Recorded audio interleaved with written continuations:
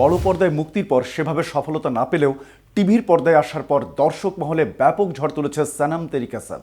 Romantic drama জনরার সিনেমাটি 9 বছর পেরিয়েও প্রাণবন্ত দর্শক হৃদয়ে।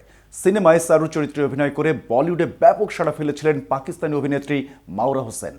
যদিও তখন এই সিনেমা বক্স অফিসে তেমন কোনো সাফল্য অর্জন করতে পারেনি, তবে সাম্প্রতিক সময়ে পুনরায় মুক্তির পর বক্স অফিসে এটি দারুণ সাফল্য অর্জন করেছে, যার ফলে নতুন করে আলোচনায় সেই মাওরা।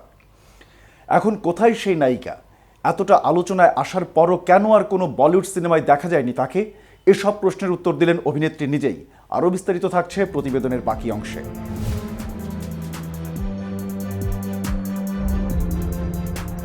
মাওরা হোসেন একজন পাকিস্তানি অভিনেত্রী, তবে সনম তেরি কসমের পর মাওরা 3টি ভারতীয় সিনেমায় চুক্তিবদ্ধ হয়েছিলেন, কিন্তু বিভিন্ন কারণে সেগুলো আর আলোর মুখ দেখেনি।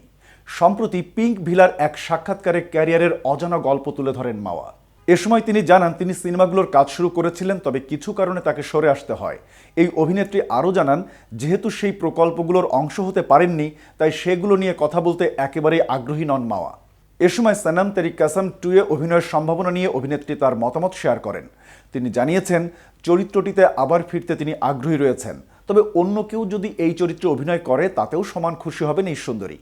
মাওরা এই সিনেমার প্রযোজক দীপক মুকুটের প্রশংসা করেছেন এবং তার সাফল্যের জন্য শুভকামনা জানিয়েছেন। তিনি আশা প্রকাশ করেছেন যে সিকুয়েলটি আগেরটির চেয়েও আরও বেশি সাফল্য অর্জন করবে, সেটাতে অভিনেত্রী থাকুন বা না থাকুন। অন্যদিকে ইন্ডিয়া ফোরামসকে দেওয়া এক সাক্ষাৎকারে চলচ্চিত্র নির্মাতা রাধিকা রাও এবং বিনয় সোপ্রু জানান যে সনম তেরি কসম শুরু থেকেই 2 পর্বের গল্প হিসেবে পরিকল্পনা করা হয়েছিল। এ সময় তারা নিশ্চিত করেছেন এই সিনেমার সিকুয়েলের কাজ চলছে এবং এর গল্পকে এগিয়ে নেওয়ার জন্য পরিকল্পনা চলছে।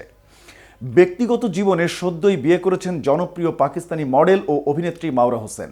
তার বর আমির গিলানিও পেশায় মডেল ও অভিনেতা। 2 পরিবারের উপস্থিতিতে পাকিস্তানের লাহোরের এক দুর্গে বিয়ে সারেন মাওরা ও আমির।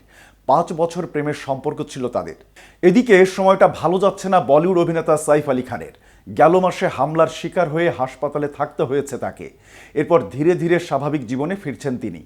ছোট ছেলে জেহের জন্মদিনের উদযাপন পরিবারের মধ্যে ফের খুশির জোয়ার এনেছে। জেহ আনুষ্ঠানিকভাবে 21 ফেব্রুয়ারি 4 বছরের হবে। তার আগেই প্রকাশ্যে এলো উদযাপনের ছবি। কারিনা ও সাইফ তাদের ছোট ছেলে জেহের 4 বছরের জন্মদিনে মারিও থিমের আয়োজন করবেন। পরিবার, আত্মীয় স্বজন ও ঘনিষ্ঠ বন্ধু বান্ধবদের নিয়ে শনিবার উদযাপন সারেন তারা। এতক্ষণ সাথে ছিলাম আমি শাহনওয়াজ। KTV শোবিজের সাথে থাকার জন্য ধন্যবাদ।